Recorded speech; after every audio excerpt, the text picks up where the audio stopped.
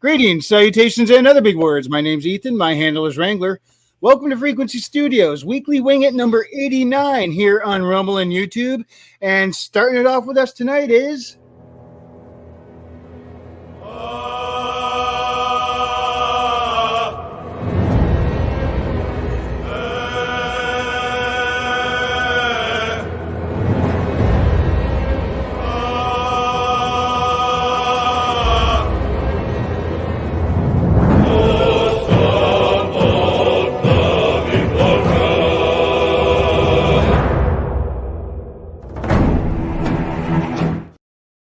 Billy Bobsack.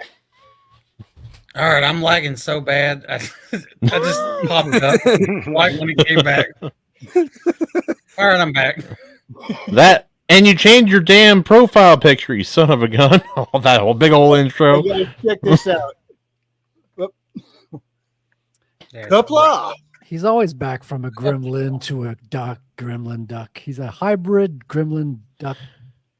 But consistently, the through line is he's gay every single time. He's a Klingon duck. Why? What the? Why is that? Why does that exist? I don't know. Let's ask Because you Frederick. feed these things after midnight, Kahuna. How's it going, Frederick? It's going great. How you doing, Wrangler? All right. See you. Did I see? I was noticing in the ad you played at the beginning. Was there an R2-D2 that turned into like a cannon and started shooting cannonballs, or did I hallucinate that? I think it was only half hallucinated. Yeah, something was shooting cannon. If it was an R2-D2, I missed that. It kind of. We'll play that again at some point in the night and look at it again. We'll have to do that. Hell yeah!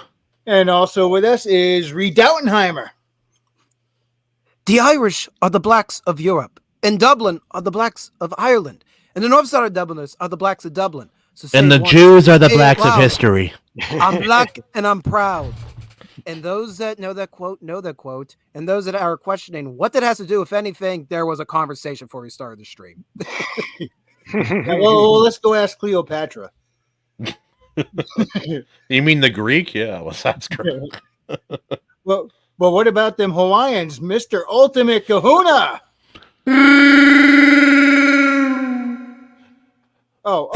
From across the criticized either way. I tried both ways. You son of a gun. I had to pull something out of my butthole, and that was the best I could come up with. That's right here. Why do you have so many quotes? You guys think this is my fault? No. We're gonna blame the sack for this one. Hey, you create them, you're not profiting off of them, so Wrangler is going to profit off of them. I'm not exactly Respectfully, I'd like some reparations too. I don't know. How about Raven Nevermore? Do you got reparations for him? Unfortunately, my silver's been spent, so... Lost it in a tragic boating accident. Yes, I did. As did we all. No precious metals in our house, no sir. Definitely not. Anyway. So, what do you guys got? Wrangler, what we got going on for the show today, man? Not quite sure yet, but over in the chat, what we got going on is first in tonight was Christina. How's it going, Christy? And then followed by R.H. Snow. The Queen. Time. And Skunks Workshop has joined us. How you doing, Skunks? Smell a little Skunks Workshop. Yeah, boy. And then we got big ups from down under by Mr. Andrew Campbell. How you doing? Campbell. He's from the big land of Upside Down, but he's a great guy, and he's been making great progress on his book here recently as well. I'm excited for when it Sweet. comes out.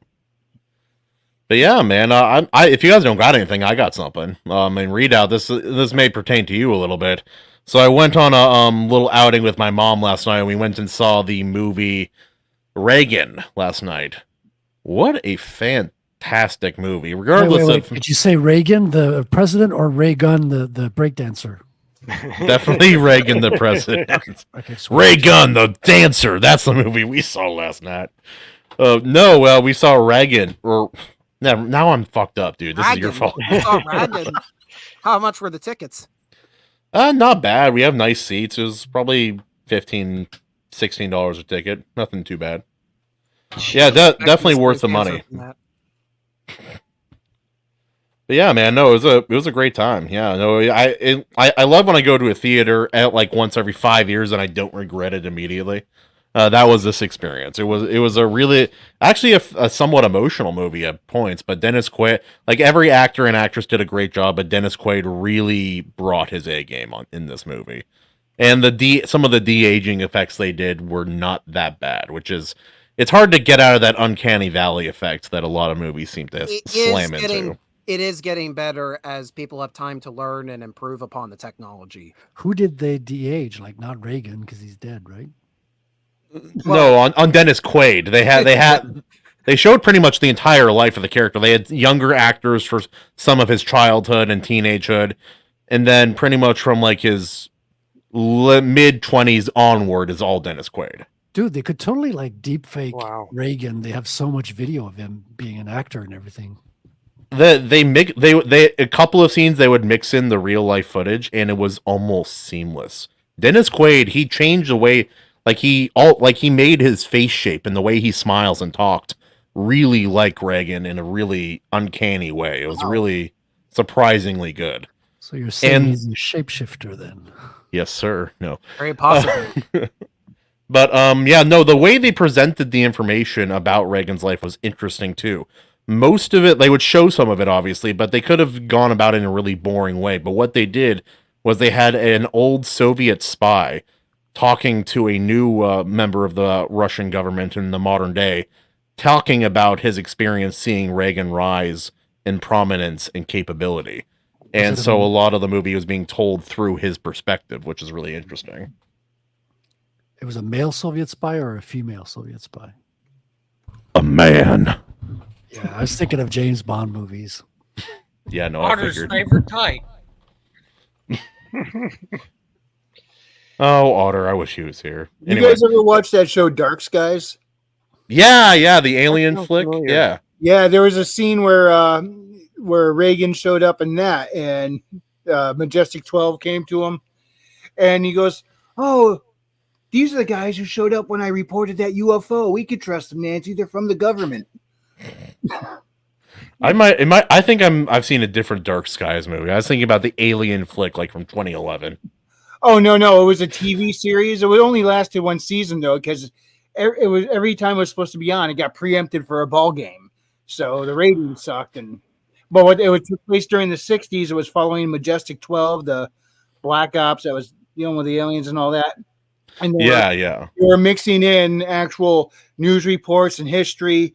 Carl Sagan was a character on there for a little while. Yeah, there's a lot of historical figures. Jesse Marcel, obviously, because all revolved around the Roswell incident. Swords and Starships says ahoy. Captain Garrett, hail.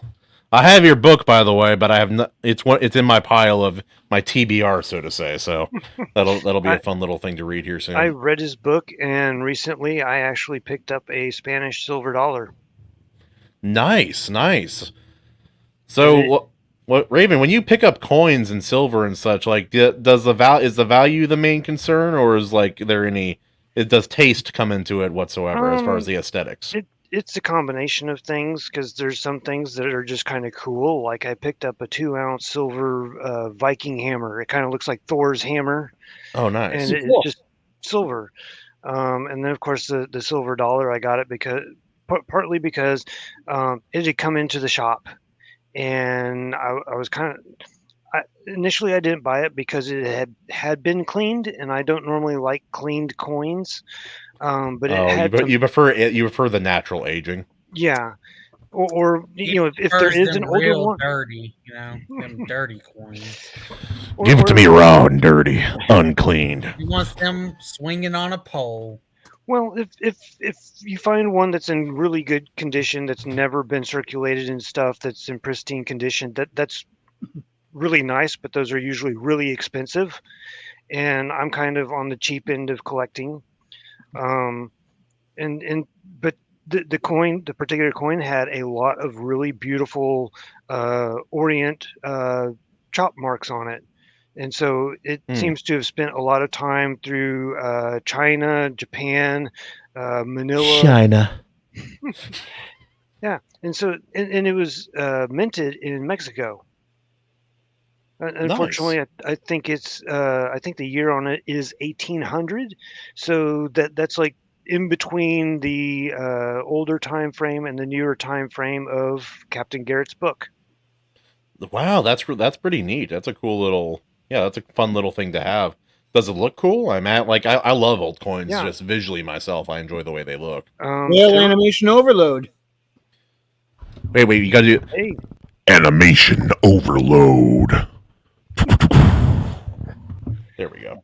Snow is talking about doing a collector chat, Raven. that's a possibility. That's right up your alley. I can talk about old antique valuables and such, but not of the coinage variety. Though I do have a couple of those. I mostly have like a couple of old artifacts from whaling and Hawaii and things of that nature. But That's just a slick way of him saying that he's a broke bitch. I could talk about old antique bitcoins and stuff, Nice. You got one. Readout, I lived through that election. It was almost a joke. That happened 2 years before. Didn't he win like by the biggest landslide ever? Yes. Pretty much. That's why. That's what the movie kind of portrayed. Yeah. He was all. They were like he and Nancy was all. Him and Nancy were a little. She's like, it didn't work out last time, but maybe it will this time. And he was like, anyway, I won by like one of the biggest percentages in American history. Yeah, well, I think wasn't it the president before? Was it the president before that tried price gauging? Gouging? Yeah. I don't remember. He Price lost to Ford in one of the elections. I think that might have been 76, if I'm not mistaken. Well, I was joking that it's 76 for the nomination. it would have been trying to prevent the price gouging, is because I think I know one of them is either the one right before Reagan or a couple before tried fixing the prices on stuff, and that did not go well. Yeah, man, it effed up that wasn't Carter, was it? No, that was Carter. Would have been 76. Was it Nixon? For 80. Was that Nixon? I was thinking Nixon, but I'm not sure. Nixon, no. By the way, Nixon had one of the most catchiest presidential campaign songs. Go check out Nixon out. Is it Ford? Ridiculously catchy.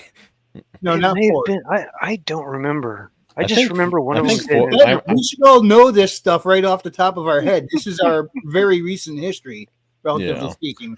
I know Nixon ran against Timothy Leary in California for governor. Yeah, that was before. Yeah, I'm not sure. Right, you know what? I Snow think says it was you're Carter. right. It may have been Carter because Reagan took us through the 80s.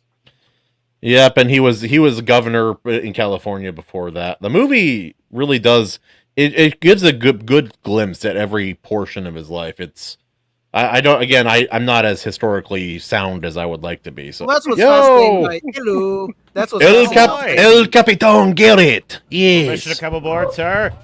Absolutely. Welcome aboard. See, join us. How's everybody doing?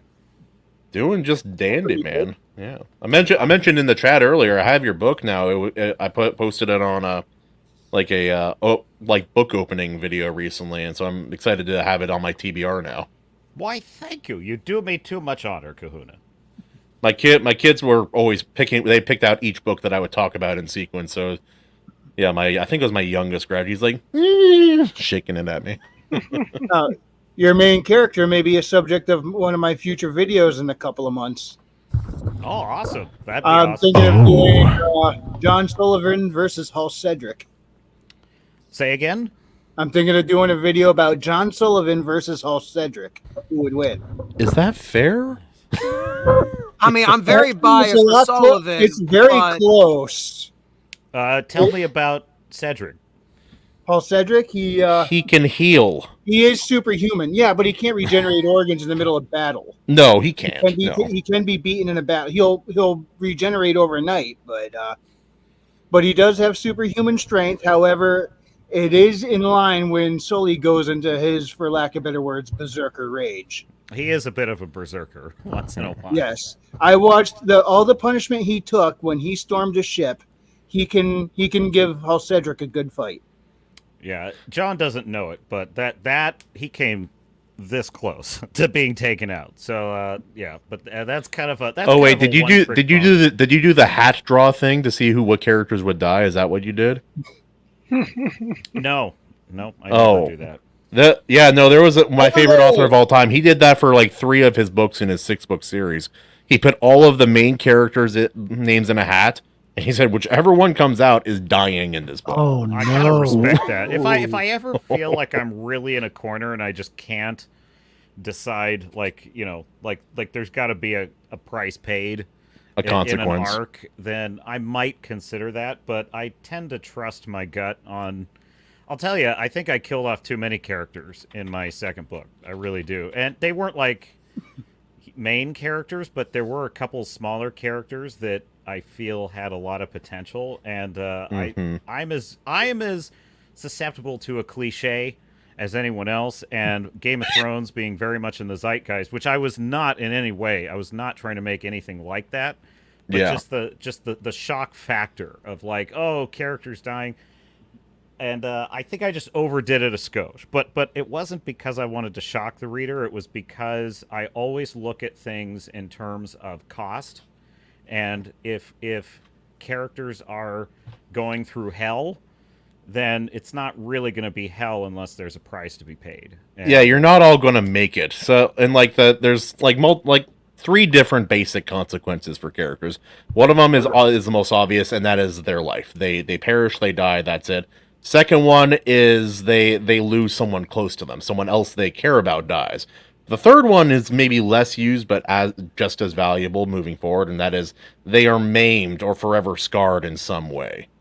And I think it just depends on the need of the story. I'm curious to read that in your second book now. Spoilers! Well, check it out. The second book, it takes place over the course of 5 days, and it's meant to be kind of it's kind of one big long action sequence, I think. It's not like every scene is action, but it kind of is one long battle for survival is what the second book is. Well, considering where the first one ended off, I can imagine. It was a lot of fun. I'm a big fan of the show 24, so that's probably a big influence. I literally wrote a chapter with a countdown. No, sorry, not a chapter, a part. Like I kind of write in episodes. So one part of the book was it was a ticking clock, literal ticking clock countdown, and it was a hell of a lot of fun. I'm very proud of it.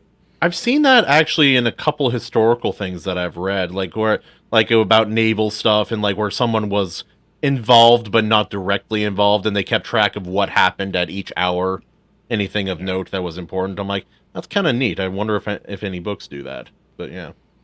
Redoubt Productions is exactly right. So many dystopian features in the 80s and 90s were inspired by fears of Reaganomics. And yeah, Reagan was the Orange Man before there was an Orange Man. And really, the comic book, Watchmen, which I love. I've read the comic and I love the Zack Snyder film. It was based on that exact thing. The author of that book was terrified of Reagan, thought he was going to get the world blown up. And so Nixon in Watchmen is kind of a stand-in for Reagan. So, yeah. Also, The Dark Knight Returns, that was the same era, and it was Reagan asks Superman to kind of be his personal. He's kind of like Superman's kind of like Reagan's comedian, as comedian is in The Watchmen to Nixon, so is Superman to Reagan in Dark Knight Returns. I like some of Alan Moore's stuff, but he's also such a hippie leftist hack also at the same time. Look, all I can figure when we talk Reagan administration is that goddamn Family, no, American Dad song about Ollie North. I can't get it out of my head. Ollie North. It's the best way to explain to people the Iran-Contra affair, really is. I played that, so at work, we started talking about the Iran-Contra affair. We were getting to like Reagan administration stuff. And then at one point, I just looked over. I have a computer by me, and I'm like, hold on one moment. I just pulled that song up and just sat back. I'm like, they'll take it from here. Yep. Garrett, have you seen the movie Reagan yet? No, I really want to see it. I saw the interview with John Voight and who was it? It was one of the Daily Wire guys. Michael Knowles. It was the execrable Michael Knowles interviewed. So you're going to see it? Hell yes. Reagan is, in my view, pretty much the best president of my lifetime. Just do it! He's one of the better ones. He's definitely, unfortunately, he's pre my lifetime, so I can't make that statement. But I saw the movie last night, and it is really, really solid. I'll tell you what. He's the best president. He's one of the best presidents of the United States ever, I think. He might be dethroned depending on what happens. There's a the next very 4 humble years. president who would like to disagree on you with that. Who's that? A little known person named Trump, I know. Frankly, I'm the best. He's okay. He's white bread. Everybody likes him, but he's not the best. Frankly, we'll see how the next 4 years go. And I saw that Reagan totally stole Trump's "Make America Great Again" slogan. So yeah, I mean that really was Reagan's slogan. That was Reagan's slogan. now we all know he stole it from Trump. Now China. How does he make it sound so deviously sexual? Anyway, I just watched a movie the other day with him and Errol Flynn. oh wow, that's an old flick. Yeah. Well, I guess it would have been. Reagan wasn't. He was only an actor in movies when he was kind of younger. Actually, yeah, he moved away from the more serious, like big name roles after a period. Reagan was a leftist who woke up. Like that's the thing. He's probably more like RFK Jr. than he is. I mean, he's actually is pretty similar to Trump in some ways. One of my favorite lines from him: yeah. "The bombing begins in 5 minutes." Right, and he was funny. Like Trump, Reagan was funny, and he got genuinely people to laugh. funny. It's not that common in politics, unfortunately. And the media did the same thing to him they do to Trump. He would make a joke like that, and the media would print it as though it were literal, and it was going to end the world. So yeah, it's history just goes in cycles. I saw a clip of him telling his joke about this kid selling liberal puppies versus Republican puppies. Emily's comment is really good. Reagan, pretty good. That's what they tell me. Great guy, not as good at dodging bullets as me, but a nice guy overall. Okay. Thank you, Justin. That's great, dude. I love it. Not as good I mean, he at dodging dodged it bullets. as well, right? He got it on the forehead. Dude, but both of them have officially taken a bullet for the country. So, I mean, Reagan was much like as far as mortality. If Trump had been moved over a little bit, it would have been over. But Reagan, his was in a very dangerous body placement, like just below his heart, pretty much. Yeah, when I heard Trump had been shot, I was expecting to spend the whole day listening to updates about him in the hospital, maybe the operating table, if he wasn't dead, that is. Because someone texted me, he's been shot, but he's okay. And I was like, I was expecting to hear regular updates from the hospital. And absolute. It was a literal miracle. Now, Snow says yesterday's leftists are today's right-wing extremists, and that's that's exactly. They even go over that in the Reagan movie. Like over time, like some of the people that were like ordinary liberals were considered like extremists for the Republicans. Like not that long later. If JFK showed up today and spouted the same politics, they would call him an extreme right-winger. Trump has actually moved me to the left, I think. Because I used to believe a lot of the BS about like nation building abroad, spreading democracy and stuff like that, and I now realize what a complete mistake that is, and how so it moves you more towards libertarian, I guess. Yeah, I don't know. I believe the problem with libertarianism is it seems to be unmoored from a kind of morality. Is I'm Yeah. not saying that that individuals are immoral within the libertarian movement. I'm saying the movement doesn't. See, that was the brilliance of Reagan. He directly challenged the morality of the Soviet Union. He said he they're evil. called it what it was, evil. And he called out their evil all the time, and that's and the media hated that. They hated that because they were afraid it was going to start World War III. But I think him, Margaret Thatcher, and John Paul, the Pope, they were the ones that kind of formed this trifecta that were constantly making the case for the goodness of Western values, and Trump is kind of reinvigorating that movement. But this time, I think it's a much bloodier fight this time because Well, the bad ideals are more firmly entrenched in this country than I think they were way back when, especially in the 70s and 80s. Animation's got it right.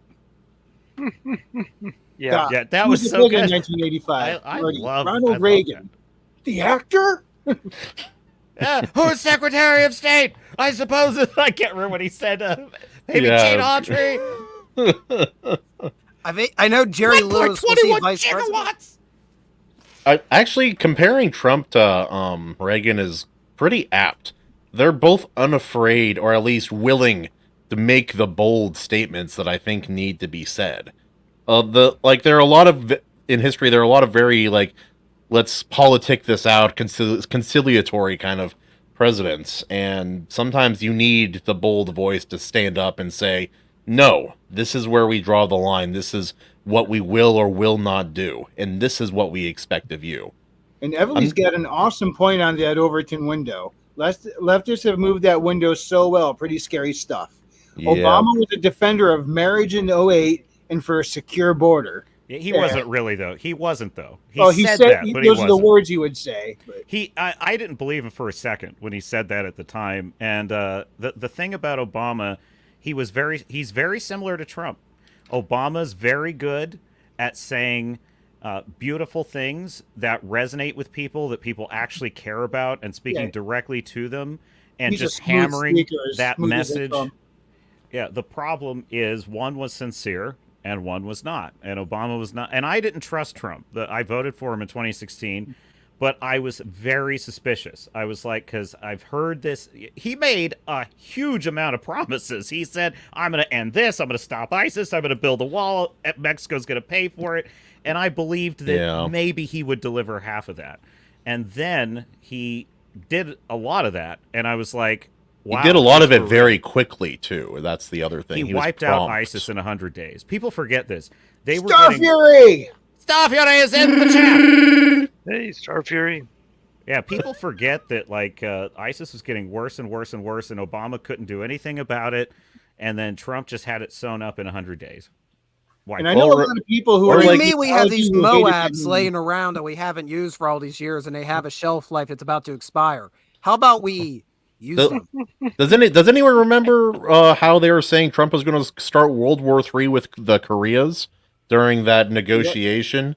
And then as soon as the negotiation went well and a bunch of things that big steps forward were made, everyone's like, oh, he was barely involved. It was the dictator's sister. That's the reason. Oh, yeah, They even made a manga about it. My Cute Dictator, which was about if Kim Jong-un died and was replaced by his sister, and it's supposed to be like a shoujo manga. It's wild.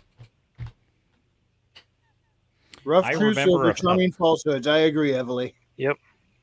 There was a guy I worked with during that crisis with Kim Jong-un when in Trump's first year, and it was pretty scary because Kim Jong-un was literally threatening missile strikes on the West Coast, and it was escalating. And I was working in L.A. and everyone was terrified that Trump was going to start a war with them. And I remember telling this guy, I'm like, you don't have anything to worry about. And he's like, why? Trump is making scary threats. I'm like, exactly. because he's You need dealing scary threats. with a nut job, and they don't respect diplomacy. They don't respect weakness. They only respect strength. And Trump is projecting strength, but he's not an idiot. He doesn't want a war. What he's going to do is he's going to project strength, and then Posture. Yeah. he's going to offer a hand, which he was criticized. The media said, "Oh, Trump is cozying up to Kim Jong-un," but that's why they can't end the war in Ukraine, because they won't let people they hate save face. They won't let Putin save face. Trump would. And that's why he was able to get Kim Jong-un to back down, because he projected strength. And the way he did it was save like with Putin. He said, "You try it, and I'll send a nuke to this city, and all those big, beautiful golden turrets will be gone." And then he goes on the news and said, "I don't know, maybe he only believed it 5%, but that's all we needed." You know, so I mean that giving him, but he doesn't say that. He doesn't say that and then nothing else. What he says is that, and then he says, "But hey, I don't want to do that. I know, let's make a deal." Like, he basically, the problem with the Ukraine thing is that they won't let them make a deal. No, we win, and that's it. It's because the uniparty needs the war to continue to keep their business, and they're just what was it called? Military industrial complex. The beast needs to feed itself. Yeah, I've heard that as I've gotten older, that's become one of the more confusing, or it's the thing I'm most unsure about politically in some ways, because our military is way overbloated and it's bad, but at the same time, it's probably one of the things that has kept our country safe over the many decades and centuries of existence. Force is the only thing that keeps anyone truly safe. Well, as the fat electrician put it in his Starbucks video, we're not on the gold standard anymore. We're on the lead standard. That's the only thing that gives U.S. dollar money anymore. It's the only thing that keeps the country going is the military complex. As much as we can complain about its funding, it's the truth. Frankly, it's about who has the biggest stick, and I have the biggest stick of all. Stop, Harry. That not if you have the orange man on the ballot. There are choices. Rare choices, but there are choices. Without all the political turmoil in a vacuum, if you look at Trump's policies, he's a moderate. He really is. I do think Trump is our best choice for this election, but he isn't as strong on supporting the Second Amendment and a whole bunch of other things that I deem as very, very valuable, which is unfortunate. But he's way better than the alternate. No matter who gets in this election, things are going to get worse before they get better. It's just a matter of how much worse. Yeah, I still question: Are we gonna have an actual election, or is it just gonna be a mess where nobody believes the outcome, no matter what? Well, I think that's gonna happen no matter what. You don't want Redoubt the Presser. You don't want Redoubt the Presser. I understand. I've heard that no matter what. We may end up in World War III, so we don't have to go through an election. But it's okay. If we go into World War III, then we'll have the system like in R.H. Snow's books, and we'll just be mutants wandering around the desert of America. It's not a bad life. There are worse things. Oh, cool. What mutant power do you want? Oh, I want to be real bulky, but unevenly. I want one side I want to be asymmetrical. I want like one side to be enormous, like Dr. Jekyll and Mr. Hyde split right down the middle. So your one side's going to be super strength, the other side's going to be all speed and agility. Well, actually, I've actually always hated that. People always see bulk and muscle and strength, and they assume that it's not fast, but to be fast, you have to be strong. You have to be musculature. Like that, when I was boxing, I would hold between 5 and 25-pound weights and do my boxing with those while holding the dumbbells, and that made me way faster. You'll be lean strong, not bulky strong. Oh yeah. Have you seen me, Frederick? I can't be lean strong. I have to be bulky strong. Son of a bitch. Well, I don't watch your sour streams. That's Kahuna. What? I saw that addressed about muscle and people who build up more muscle tend to get a little more agility along with it. Unless they reach a certain point, you do reach a point where you start to the diminishing returns. The bulk starts to outdo you. You get diminishing returns, and eventually it actually slows you down. Yeah. Yeah, power lifters get slowed down by it because they're just like Boom. But people who like put on a good decent amount of muscle, they find themselves to be actually more agile somehow. Well, it's like the best way to look at it is look at long distance runners and then look at sprinters. Sprinters are bulky. They're animals, dude. Most of the time, they look like power lifters or bodybuilders, almost like just shy of that. And there's a reason, because when you're sprinting, it has very little to do with your long term like heart cardiovascular. It has a lot to do with your muscles and your quick twitch ability to use them. Yeah. Guess what I've been doing today? What have you been doing? Filming reaction videos to Rings of Power. Oh, dude, I'm pain. sorry. Okay. No. Can we send help? I literally was like trying. When you watch the video, you're gonna think I'm doing it for theatrics. I literally was having trouble keeping my eyes open. I'm like, because I was on it the third episode. I'm like, okay, we got to get through this. I just found an article on Bounding Into Comics. It's a lot, actually.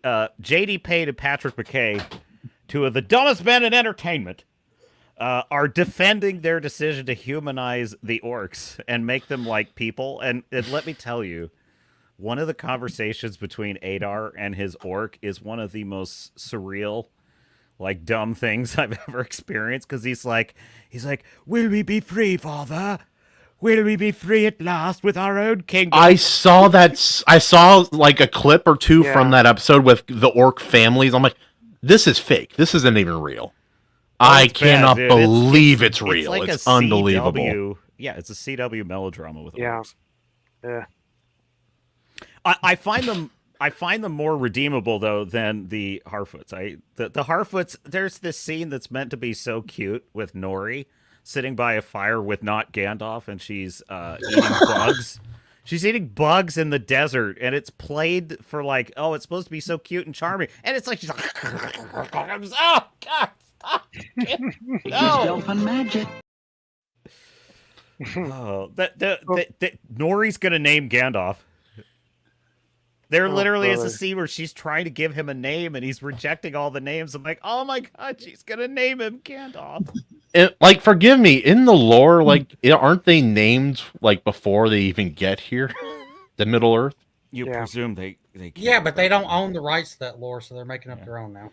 It's what's crazy too is so the elves already know that Sauron forged the rings. They already know, and literally decide to use them anyway.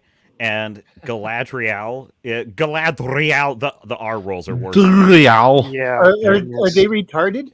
She is leading the charge. Her and Gil-galad are like the pro rings people. They're like, we have to use them. And then wait, your pool! Yay! Oh, brother. It's bad. It's so bad. Crap. Garrett, how do you do this to yourself? Because like I'll watch one bad thing like once a year, and I'm dead. And you do it like all the time. Didn't Sauron disguise himself again? He suffers for us all. I suffer. Listen, I do it because it's my genuine pleasure to hold these shitheads accountable for their shit work. Like, I'm not like I'm pretty serious when I say that JD Payne and Patrick McKay have to be stupid people. They have to be. Because they literally revisited the whole chain of events that leads to Sauron finding Galadriel in the middle of the ocean after she jumped in. And if I were them, I would, if they were intelligent, I would have assumed they're like, oh my God, I didn't even see that plot hole. You're right. How would you not see it? But whatever.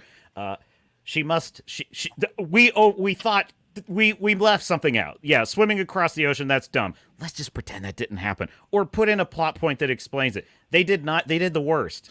They just of all the ancient elves, she had the gold medal for swimming, and there's this long backstory. They actually made the ocean so for her to swim specifically. Anyway, so did they Sauron disguise himself again with a wig? So what happened was, it's actually, I think, even dumber than that. Halbrand shows up. This is actually a really funny part of it. Halbrand shows up to Celebrimbor's place, and he's like, I'd like to see Celebrimbor, because Halbrand has kind of had his rebirth, and he's totally evil now. He's totally evil. He's Sauron. And He has Slay in his Twitter bio. He's bad. We know. Yeah, and the elves tell him, no, Celebrimbor will not see you. You must leave. And Sauron says, I think or it's Halbrand, but he's like, I think I'll just stay. And she seems puzzled, like, what do I do now? And there's literally guards with spears flanking him, and I'm like, my response would be, as in, fuck off, loser. Like, guards, like, take this guy out of here.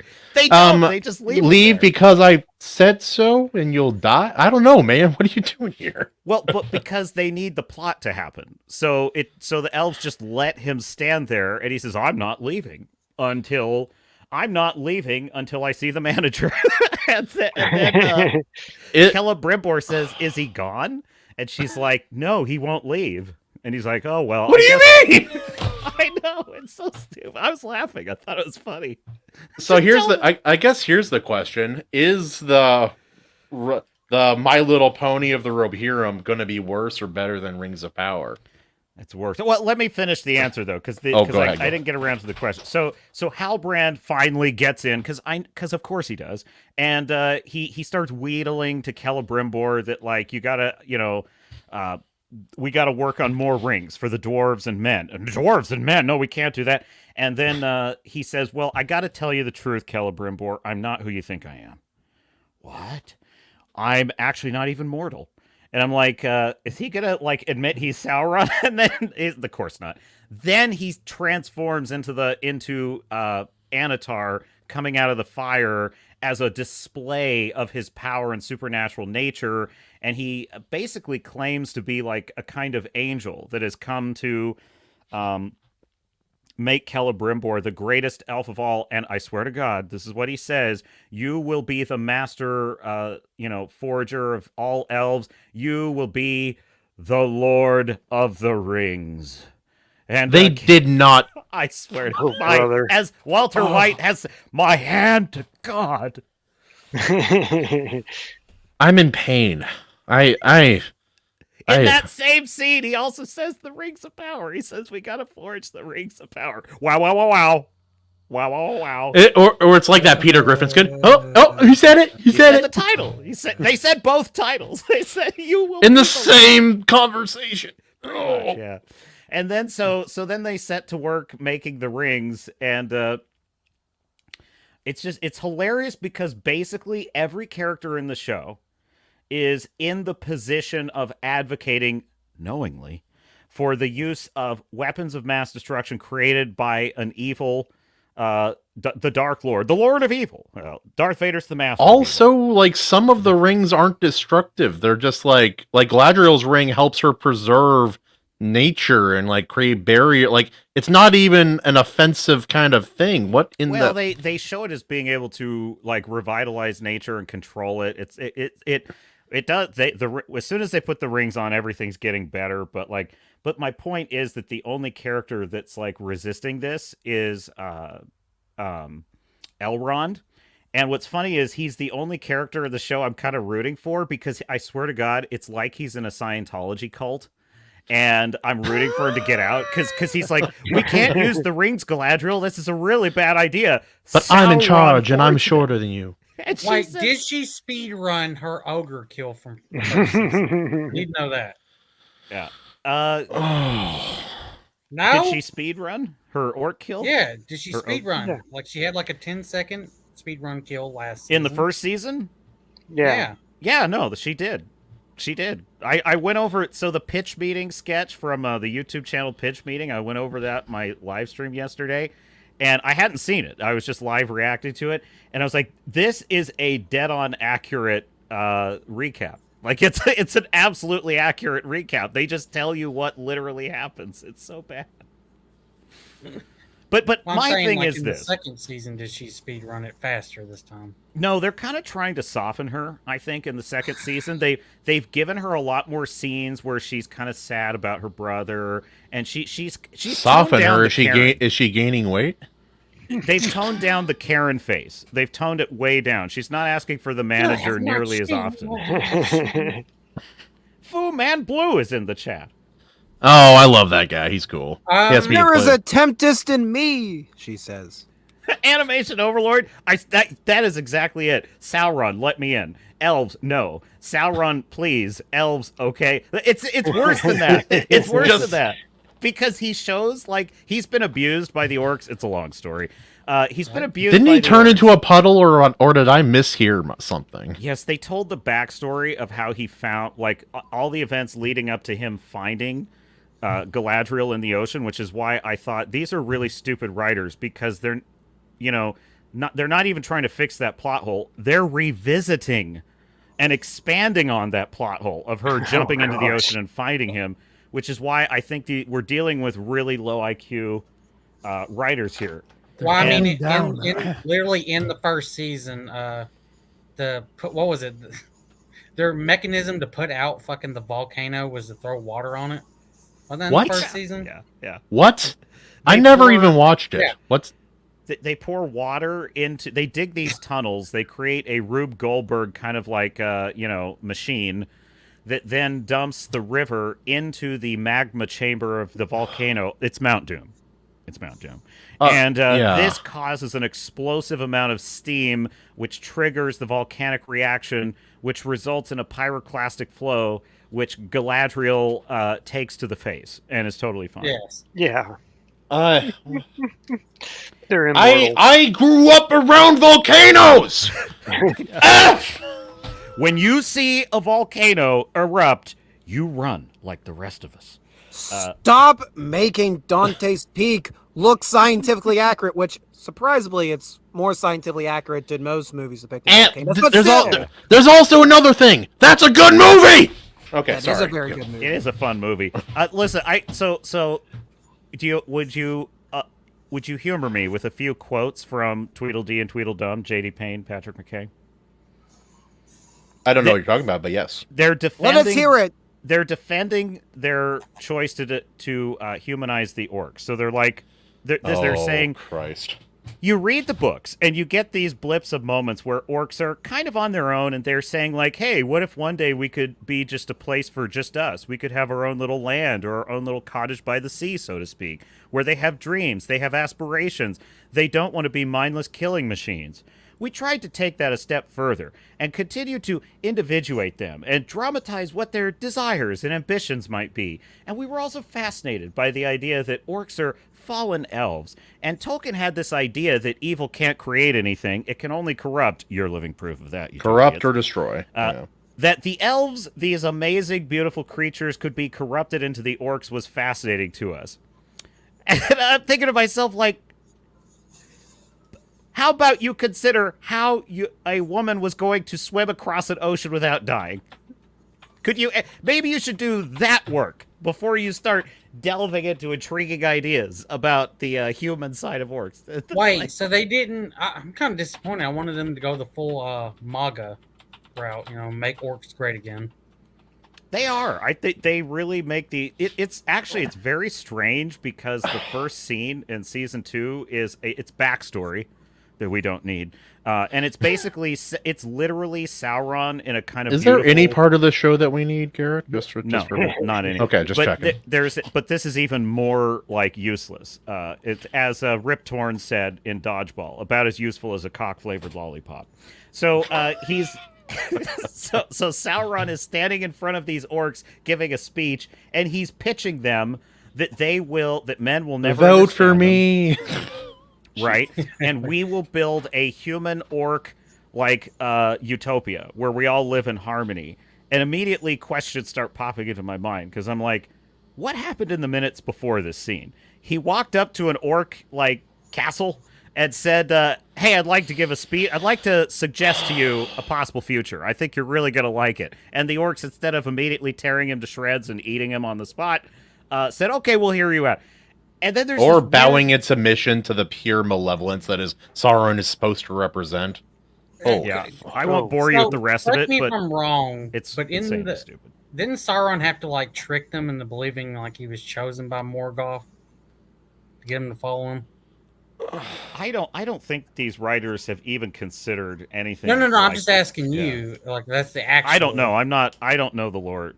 Here's our Tolkien expert. Where's he at? I mean, I know the Lord of the Rings and the Hobbit, and that's the extent of my knowledge. No, from what I understand, he kind of just stepped into the role because it was unfulfilled and no one else had the power to do so. Right, but he had to use trickery to get the orcs to follow him because the orcs. I don't think so. Morgoth. No, Morgoth died and then he took over afterwards. I don't think there was any trickery Morgoth involved. didn't die, but I think Kamala. He was no longer in the picture. Well, Kahuna, you mentioned it. I was already trying to dig it up. I had it in the wrong file. I couldn't find it, but here it is. There it is. There it is. Yep, that's the one. Oh, bro. Oh. At this point, I wish they would make him a direct orc to MAGA reference. Make orcs great again. Just do it. No, the show can't get any worse. The show that's right. The show literally hates the Numenorian people. They are the MAGA people. They are the MAGA people. They are nationalistic. They're a nationalistic mob of hayseed hicks that don't know what's good for them because they don't want Muriel to be their queen. And so, should the orcs get a full vote, or is that off the table? I'm just wondering. Yeah, so the orcs are clearly what the show likes. The show likes the orcs. They're the good guys. Everybody likes orcs nowadays, though. There were also chicks who thought Azog the Defiler from The Hobbit was hot. So I don't know. There's all sorts of people now. I think Animation Overload's got the best comment so far tonight. Galadriel arriving in Mordor. I want to speak to your manager. And it's even better than that because they give you the backstory where Sauron arriving at Mordor. I'd like to be your manager. I said it wrong. I said the words, but I forgot that. So I think there's supposed to be like a head nod, like arms. I'd like to speak to your manager. So is it just the first 2 episodes or the whole season out already? They dropped 3 episodes so far. Okay. Well, I can't wait to see how much worse it gets. I'm not sure if Kamala needs to hire these writers or if they need to hire Kamala's writers in order to make it better. I don't. There's nothing to be saved here. Let's move on. What do you got? Have you guys all seen the preview for the Riders of the Rohirrim? I have. What? You mean the War of the Rohirrim? I don't care what it's called. The My Little Ponies of Middle Earth. Yeah. Oh, that's what you're talking about. Okay, yeah. Orc resources. I saw even the preview. It's fairly short. It's like a teaser, more like than a. Yes. No. Most of the first 20 seconds of it is all reused Lord of the Rings footage and music. With nothing else added to it. Yes, orc lives matter. 100%. Oh yeah, and instead of human resources, it's orc resources. I'm calling OR. So Gondor needs to make reparations to the orcs, right? Freaking fair, or Boromir in Gondor. They're animals. We shouldn't let them in. Frankly, they're the dangerous criminal element. That's why we have these big walls, big white walls. Meanwhile, the orcs are all getting together, shouting, "Fight the fairies! You fight those fairies! Fight the fairies!" I can't make up my mind if this is like totally racist or not racist at all. It's so racist it's come back around to, is it racist? Yes. Well, yes, because they're actually different races in this case. Unlike when everybody says racist nowadays, when they're still talking about humans. How can you be racist? Effie, can we have Southern orcs? You gotta put that last comment up right there. Not sending their best. These are orcs coming from prisons. And they're not engineers. They're animals. They're violent. They're here to destroy our democracy. They're coming from dungeons. They're coming from labyrinths. They're going to take good, well-paying American jobs. American? You mean Gondor? Gondorian jobs. Fuck off. They're taking our gerbs.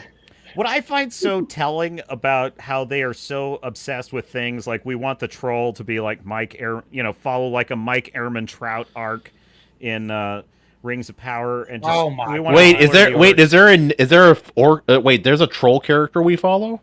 Yes, they've introduced a troll character, and they're modeling him on Mike Ehrmantraut, who is a brilliant character, but not for this purpose. Yeah, in it's a brilliant character written by actual good writers, And what not that- these ones.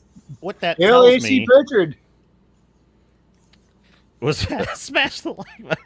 Yeah, I like that. If what that tells me, The like button is the patriarchy. Do it. they don't actually have any interest in what's actually there in Tolkien's world. Like they don't actually, and they're not smart enough to actually interpret Tolkien's world because they think that they have to go looking for new things in the orcs to find something interesting. Nothing in the show is interesting. Every character, there's like 1,000 character arcs. They're all boring as hell. Except Elrond trying to escape the cult. I'm kind of enjoying that part. Yeah, it sounds like The Boys season 4. So Silver they're- lining, they're huh? really, they don't actually. I find that kind of telling that they don't actually know how to explore Tolkien's real themes. They only know how to Mythos, try and. They only know create how a- to subvert and destroy. Oh, wait, okay, you got to hear this. Okay, so there is a scene where Galadriel is told by the manager that she has a new manager, and she thought she was going to be the manager because she's going to lead an expedition to intercept Sauron trying to get to Celebrimbor, right? And she's like, I must lead this mission. I must lead it, my king. And the king says, well, you can't. You're under Sauron's influence. You can't go alone. I have to send someone with you. And so, After all, you are a woman. Anyway. yeah, precisely. And so he sends Elrond with her, right? And Elrond shows up in the room, and she's like, "Great, well, Elrond, thank you, my good friend, for joining this expedition. I promise I won't let you down, and I will be a good leader," something like that. And then Gil-galad says, "I think you misunderstand." And I was like, "Uh-oh, you're not going to be the leader. Elrond is now." This is The half breed. All Is right. this where Scientology started? Yeah, This is man, the- dude. I keep hearing Elrond, and it's like L. Ron Hubbard. You know, it's the same Yeah, name. this is the only Wait. moment in the show I enjoyed, and it's really Elrond. The moment that Galadriel hears this, that he's going to be leading it, he just walks to the end of a table, and the actor does great here. He just gives her this look, and it's like, I dare you, I dare you to say something, and she, that he doesn't say anything. He just glares at her, and she's like. I was like, that's the one moment in the show I really enjoyed. It's not Hugo Weaving. I don't want it. Sorry. Yeah. Oh. Wait, so what happened to? Did they still explain what happened to Galadriel's husband that she has? He's just Sauron killed her. That's what she thinks, or Sauron killed him. That's what she thinks. Well, it's very difficult. I'm going to give these guys a break. It is difficult to write for characters smarter than yourself, and orcs are smarter than the writers, so they're struggling. They're trying. It's hard to write Wrangler when your head is four knuckles up your ass. Yeah, it's really hard to write in that circumstance. It's an awkward position to concentrate in. Animation overlord Guy Latrio works at Make a Rohan. I'm wondering if they stumbled into Kamala's afternoon buzz or whatever. Oh wait, yeah, wait. What did they? There was someone made a video about that recently. Anyway, go. Yeah. Orcs are just as smart as elf kids.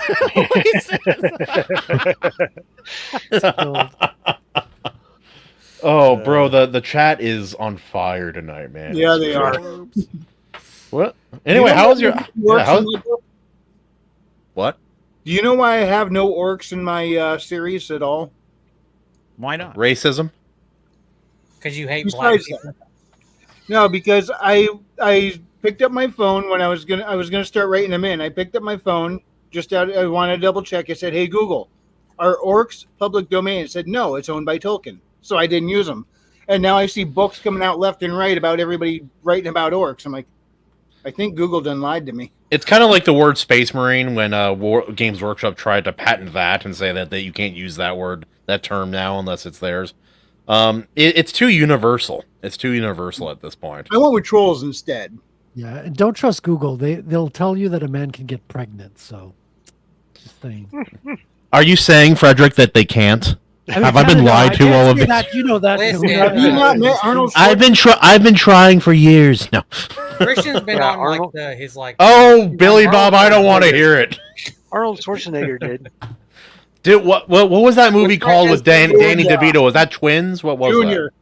Junior, that's right. Yes, But yes, onion twins rings. as well. They co-starred together in both movies.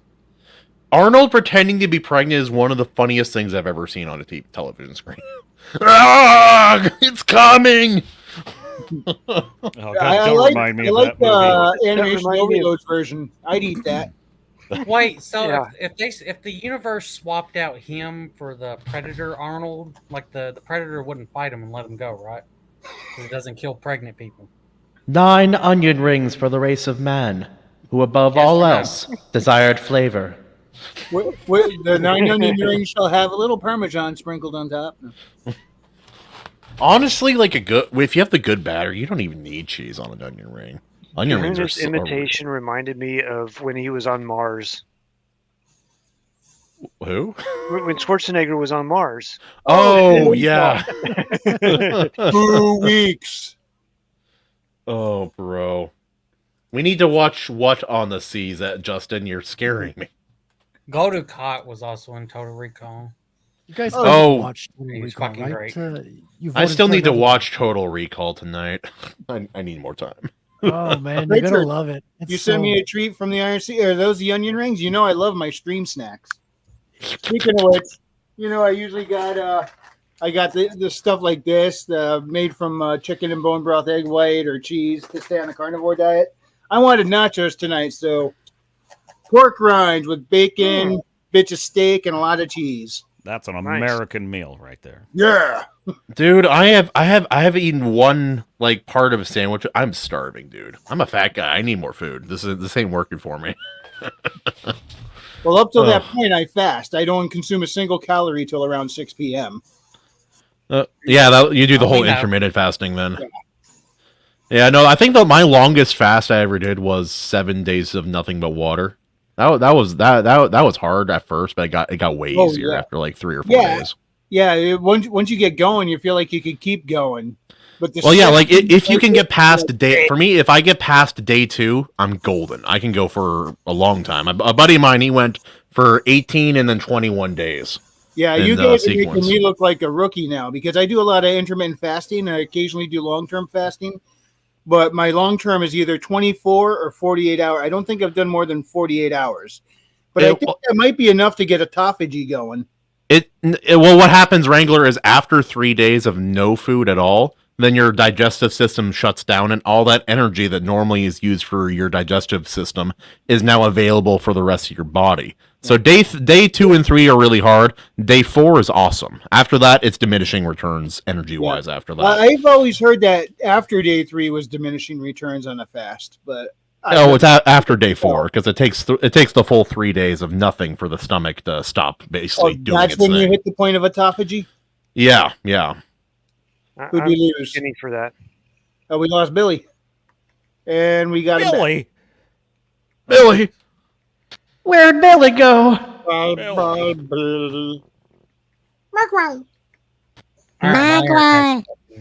I don't know what's It's a terrible movie, Emily. What movie? What? Junior, don't avoid. That's a great movie. Skunks cheese poisoning is a bad way to go. It's a bad way to Is it? Yeah, but there are worse ways to go. You'll be happy you hate cheese at least, and when you die of it for a while. Yeah, as a Frenchman, I agree. Christy, she first posted, a person who doesn't like to be around people is an introvert. And then a person who likes to be around people is an extrovert. I like to be around cats. Does that make me a pervert? That's so funny. I love it. There you go, Christina. Good one. Christina, you get the joke award of tonight. Animation, you get a close second. We'll give you 2 silver medals. All right. 14-day fan. Yeah.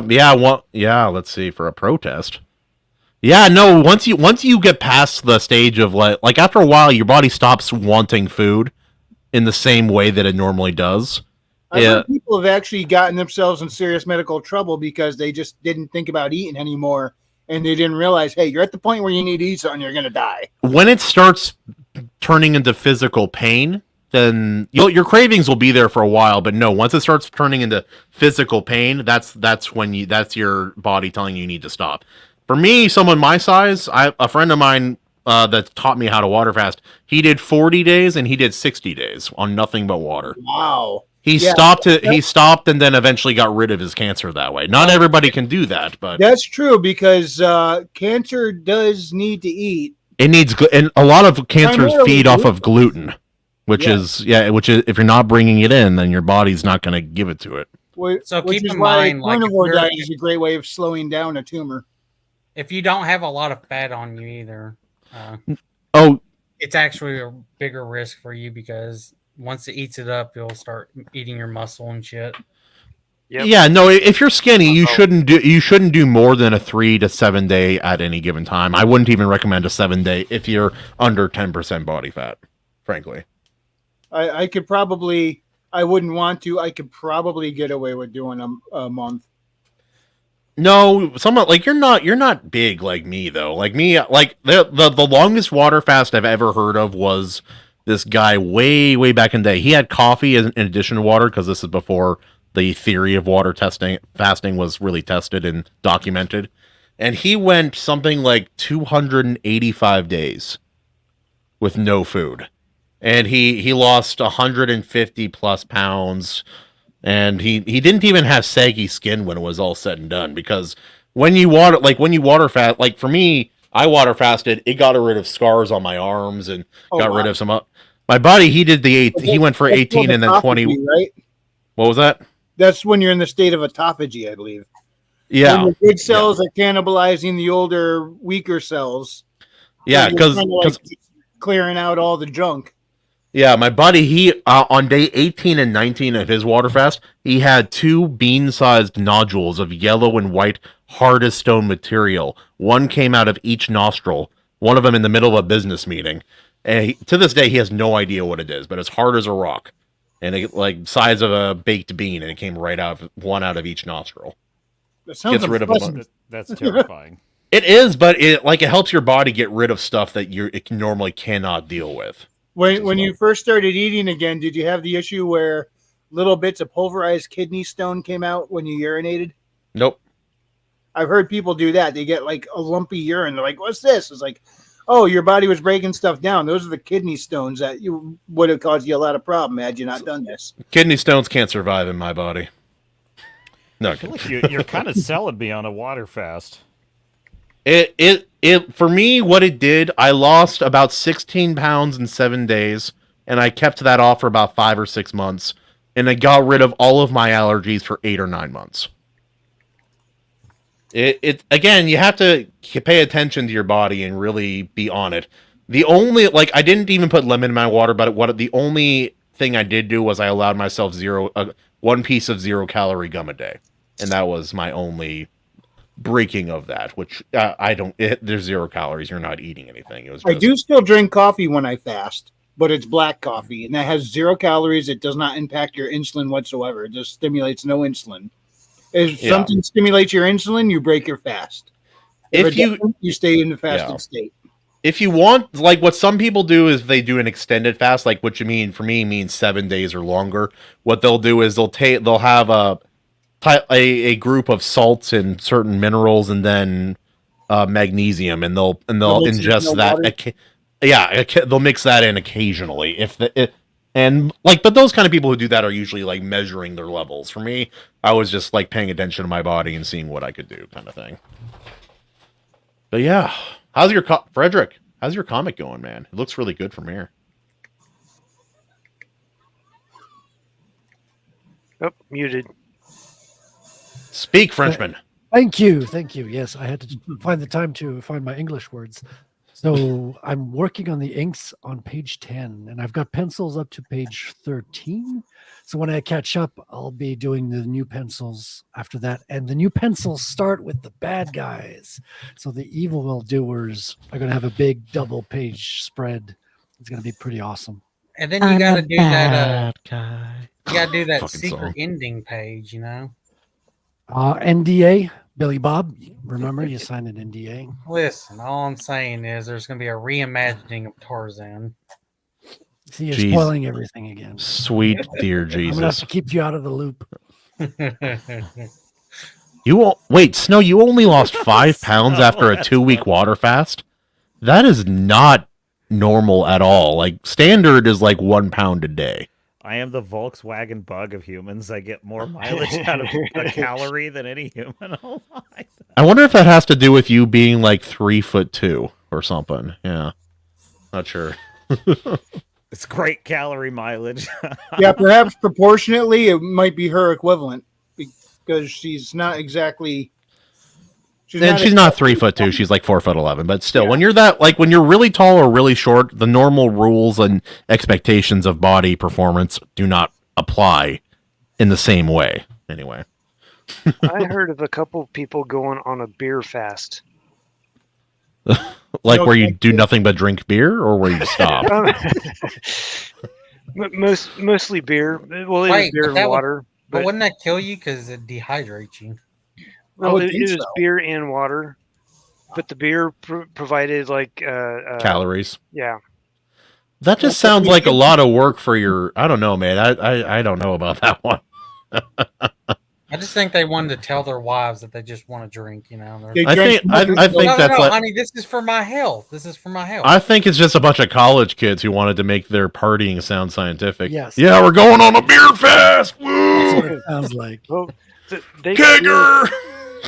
They did a very specific brew because they were trying to get like certain nutrients or something out of it. Is it just me, or does brew sound like something like a hipster would say instead of bro? No, What's up, brew? Brew's even something you can use to install software on a Mac, so it's totally. That's a hipster. beer fest. Beer That's fast or funny. beer fest? Oh, don't get me wrong. I don't mind some alcohol, but I have never liked beer that much. I've only had one or two that were not just garbage. I'm pretty sure I'm allergic to hops. Is that why you don't play basketball? Anyway, sorry. No, yeah, no. The main component in most beers, being allergic to hops, does not make beer fun. No. Yeah, no. There's a restaurant close by called Hop and Drops, and they're always advertising all their local beers. I'm like, that's great. How about your burger and fries? That sounds a bit better here. Right. It's like a Red Robin, except not a chain and not garbage. That's kind of the difference. Yeah. Red nice. Robin. Yum. I think I'm getting hungry, man. I keep on thinking about food now.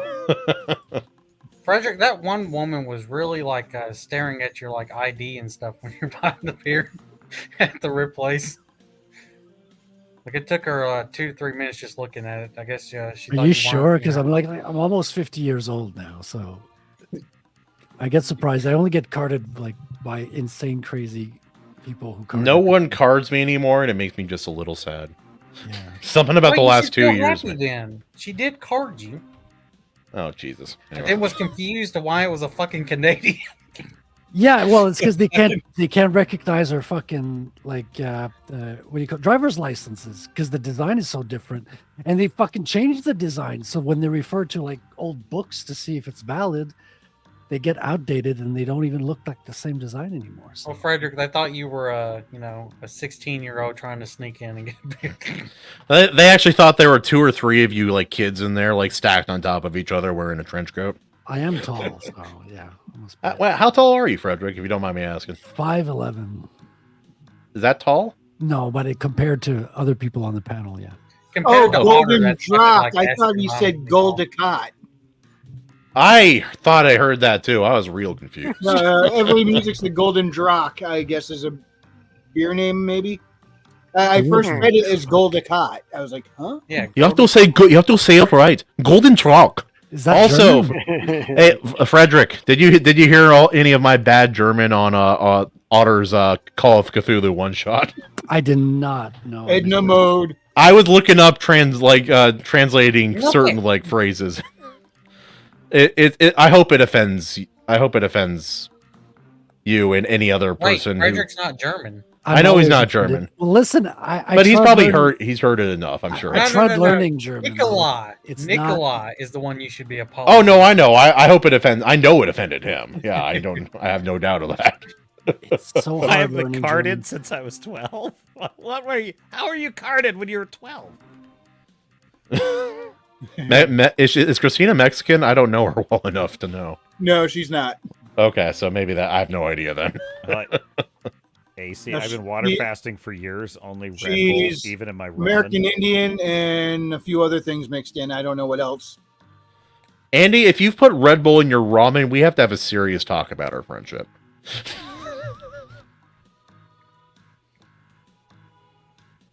5'3.5". Oh, point. Okay, gotcha. Yeah, nothing wrong with a short girl. Nothing wrong with short girl. It's okay to be short. As a man, very demasculating. How dare you be short? But AC says he's been water fasting for years. Only Red Bull, even in my ramen. dude, what? Why, AC? Why would you do that to yourself? That sounds terrible. Oh, German. Okay, I didn't know what the other side was. German, yeah. So she's Indian and German. American Indian, not Hindu Indian. So racist Indian. Wait, never mind. I got that all fucked up. I'm tired. Oh, holy smokes, guys. So hey, what are the rest of you guys doing for the rest of Labor Day? Like tonight after you get off stream? Anything fun? Is it Labor Day? I'm going to bed after. Yeah. I worked today. What are you talking about? I've been in front of this computer all day today and all yesterday. I'm getting some shut eye, and when I get up in the morning, I'll actually be happy to go to work, so I don't have to stare at the screen anymore. Yeah, I have to wait. I have to wake up tomorrow at like 4 to go and grab the work trailer because we can't work on that job tomorrow. RH Snow, 5'3" is not tall. I'm sorry. No, that is not the average height. BS. That is not the average height. It's like 5'4", 5'5". That's average. Look it up. F it. I'll look it up. Hold on. What is the average height of a woman in America? According to Verywell Health, average height of women in America versus in the United States, the average height of female adults over the age of 5'4". 5 feet 3.5 inches. No way. It says 5'4" here. What the? That's a half-inch difference. Close enough. Maybe it's because of where I live. In Washington, like, men and women on average are a little bit taller. Like, for me, 6 foot is pretty ordinary around here. Like, you're not tall if you're 6 foot. If you're 6 foot, like 3 or 4, that's tall. But yeah, around here, yeah. I'm 6 foot, but my brother's 6'7", almost 8. I didn't know Stormcrow was your brother. No, my brother Josh is like, I would. Some people look at me. I'm a tall guy. I'm 6 feet, and I say smoking stunted my growth, and they think I'm joking until they see my little brother, who's. Yeah, no, I don't know. I don't think I'd want to be like when I was younger. I wanted to be taller, and I like if I had to pick an ideal height, I'd say, like, despite suffering on airplanes, I would like to be like 6'2", 6'3". 6 foot's fine. 6 foot plus is what I am, but oh well. 5'9" for men. I swear to God, when I was in high school, it was like 5'10", 5'11". Are we getting shorter? Maybe. No, I think. I mean, we are getting dumber, so why not shorter? Are that many people coming across the border? Are they bringing down the average? What's going on here? Well, I was supposedly a bit on the tall side, and I'm 5'9". So, well, I think there was a height increase for a bit, and then it's a slight decrease or something. Maybe, I don't know. Is it hightflation? Hightflation. Well, you mean like guys on dating apps? They're all 6 foot. Yeah. You can't get a date in less than 6 feet. Yeah, there's 3 genders on dating apps: men, woman, and non-women who are under 6 feet. Yeah, if you're under 6 feet and you're a dude, don't even bother going on there. Luckily, I make the. Yeah, Justin. I thought before I met you, I thought you would be closer to 6 foot, but yeah, you're about 5'11". The only person who was way taller than I thought he would be was Daniel P. Riley. He's got to be like 6'3" or 4". He's a big Sasquatch of a dude. The one joke about height that I do enjoy is the one with the oversized lady on that one whatever podcast, and that's a dude. If you're wondering, I know what you're talking about. They have to be at least 6 feet or something, and somebody's like, "Well, I'm 5'12". That's funny. Oh, holy smokes, dude! It's like my poor brother. Growing up, I was only 14 months older, but always significantly larger. He, as a fully grown individual, tapped out at like 5'8", 5'9", about 150-ish pounds. And I was in 7th grade. I was 5'11", 210 pounds. I got to eat a little crow here. I said people could possibly be getting shorter. I mean, on average, we're all getting dumber. Then, I kind of set myself up for a flame here. Snow says short is not equivalent to dumber. It is improving the quality of short people. I'm not saying that short people are dumb. I'm just saying the taller you are, the smarter you are. That's all. I mean, if you're shorter, it means you can put your stats in other stuff like smarts, right? Hopefully. Otherwise, life's really unfair.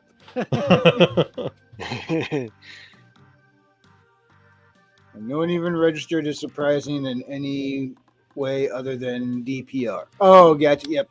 Oh yeah, in the pictures. He's a giant. He's a big guy for sure. His head, he has a big head too. Like my head is big for my body, but I'm 6 foot. His head might be even bigger than mine, which is surprising. Yeah, but you look at him on stream; he's always slumped in that chair. I always figured he was like 5'7", 5'8". Wait, so your head's like the size of the asteroid that killed the dinosaurs? Most large and extra large hats don't fit me. On average, she's 6 foot. I knew about that.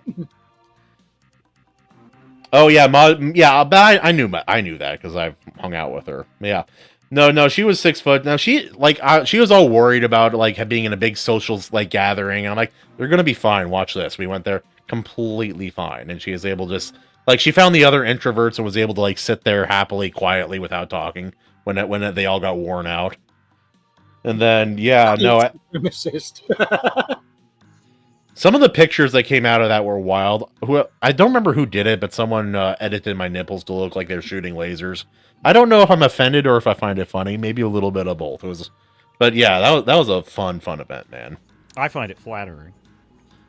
You don't have your nipples don't look like mine. Mine hurt people if I turn too fast, man. It's dangerous. That would be my X-Men power. Or it's like in Family Guy, Meg's nails just grow super fast. Ouch! But you got you saw. I didn't see. I'm in streamer mode AC, so I'm not getting Discord notifications. I'll go take a look. Oh, I think that's for you. Yeah. Would you be like a Cyclops instead of the glasses? It'd be like the stripper X's over the nipples. Yeah, activate them. Pasties? No, thanks.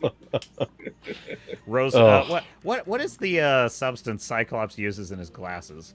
I forget what it's called. He uses some sort of infrared kind of glass. No, there's a name for it. There's a fictional substance that they call it. I haven't, or something like that. No, this isn't Avatar. Oh yeah, AC. It was your fault. I was shirtless at that party too. Ruby. That's what it's called. Yeah. Ruby. Oh, that's right. Yeah, I forgot about that. Clip that. All right. No. 1 minute and 22 something. You son of a bitch. All right, we're clipping that. No, I was just holding my dragon berry vodka, whatever it was. And he came up. He just got to the party. Came out, give me a hug, and it just the drink exploded. It went everywhere. And then I was shirtless for 6 hours. That was fun. Yeah. All right. We're gonna clip that and clip this, and then we're gonna merge them together as one clip. Oh, it's okay. Wrangler, you realize if Billy Bob keeps this up, there will be no other clips on your StreamYards besides this at some point. Listen, you're the one who said Evele was the one who got your shirt off and everything, and then you exploded or something. That's how you're. Well, no, most people didn't realize that had happened, and they thought I was just shirtless for the hell of it. Which nobody said it. Everyone's just like, oh, yep, this is normal. This is how a Midwest party goes, I guess. I thought Hawaiian people always were shirtless. Yeah, that's true. But the people working at the gas stations and the grocery store were not as prepared for that as maybe people at the party. Oh, those poor people. The one girl, I'm pretty sure she never talked to anyone from outside of her town before. And then I walk in with a cowboy hat, my Hawaiian necklace, and no shirt. And yeah, she didn't know where to look or what to say. It was great. All right, Wrangler, permission to disembark, sir. Granted. Thank you so much for coming, Captain. It was Thanks, great to Wrangler. see you Good tonight. hanging out with everybody. Captain Garrett. See you later. All right. Peace. Aim the photon Hail the chat. torpedoes once he leaves. All right, you can fire him at will now. Frequency. Sink a ship.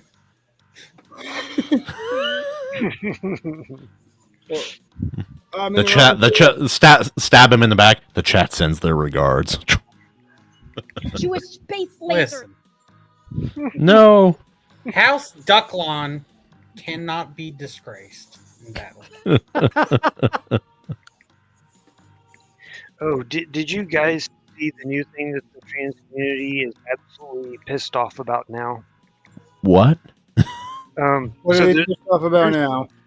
There's some women who are pretending to be men, pretending to be Oh women. yeah, yeah. They have fake like penis. Yeah, it's nonsense, dude. Wait, what? If I explain this, he's gonna clip it. Raven, can you do it? So it's or at least the one that I saw was two young ladies are pretending to be men, pretending to be women. They're two girls wearing prosthetics in their undergarments, and they're pretending to be trans dudes, pretending to be women. All right, so basically, what's happening is you remember the clip from like the Japan or whatever, where they're like the prostitutes were like waving at the businessmen, and then they go, "We have pop." Then he turns around. Times are tough in Japan. All I'm saying. Oh. Have you seen their birth rates?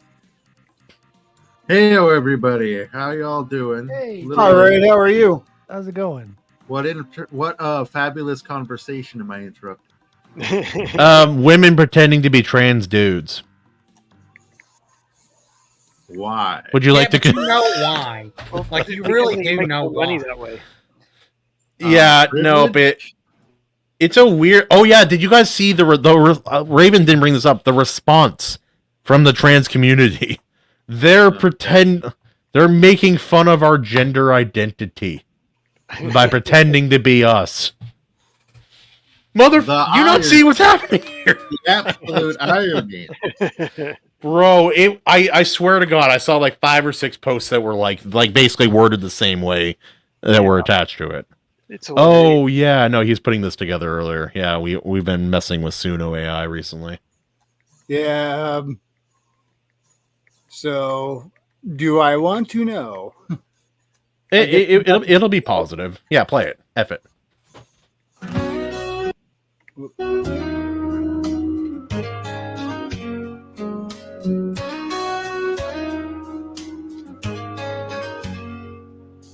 Wrangler's got a pen and a Monday night dream. Crafts his tales by the soft screen's gleam. I'm gonna be honest, I thought that was going in a different way. From his steady hand, like little Haley Star in a magical land. He lights a smoke right on the live stream, talking about Haley and that kitty ski.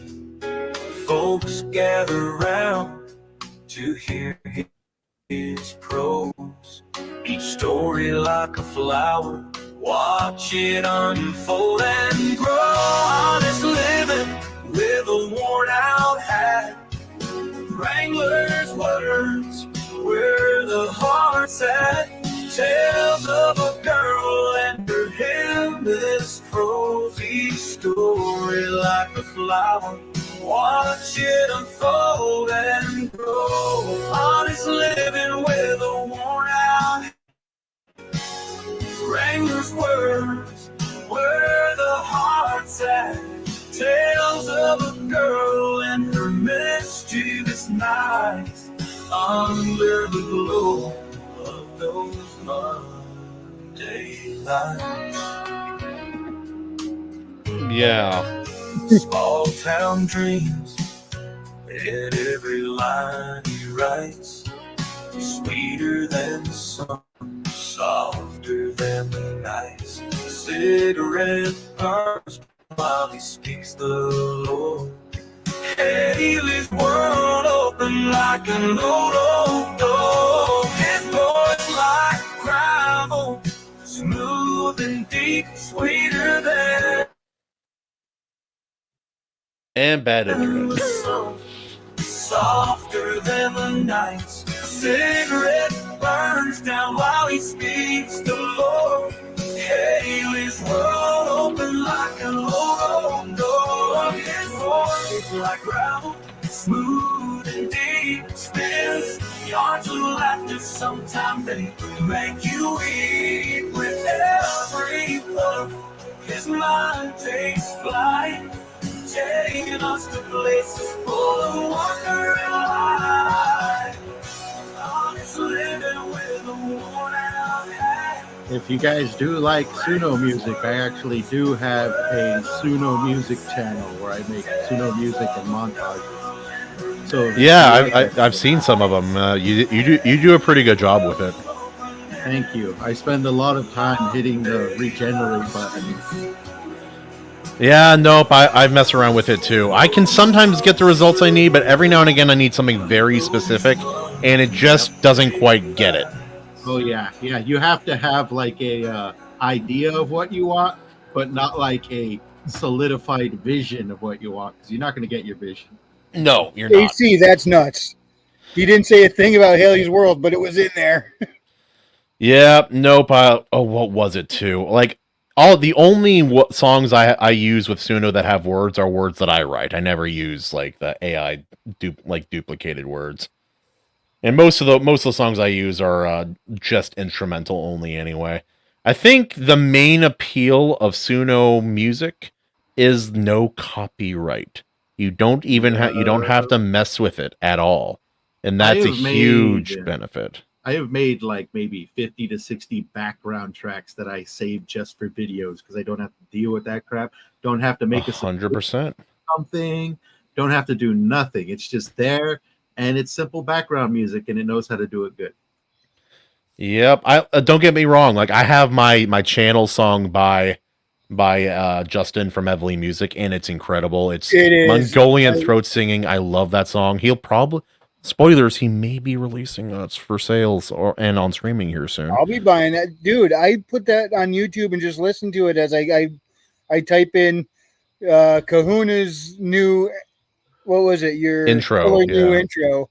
It pops up, and sometimes I'll pop that on and listen to it while driving at work.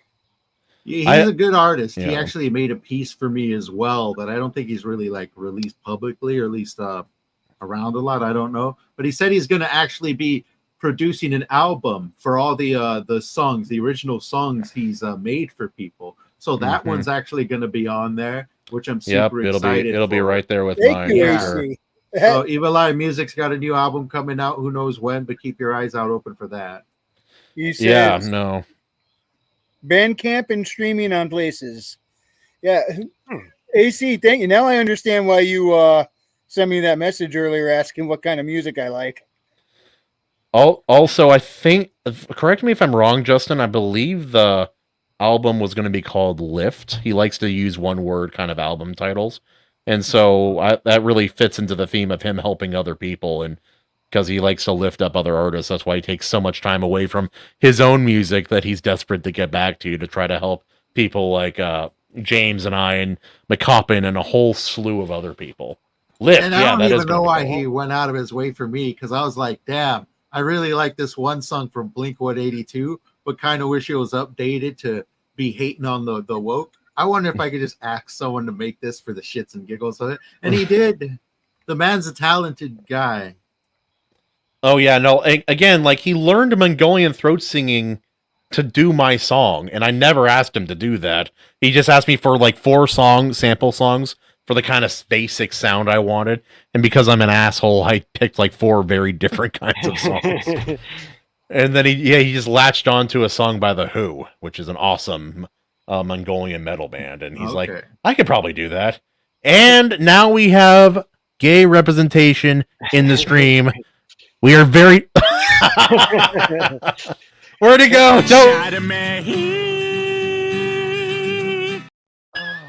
Yes, because the Where'd he stream was go? really it was really sad. It was really straight sad. before now. And It was really sad, and we needed someone to lift us up with some gay energy to make things real gay and get Big rid of gay the energy. mournful soul. Well, I see some people are being very welcoming tonight.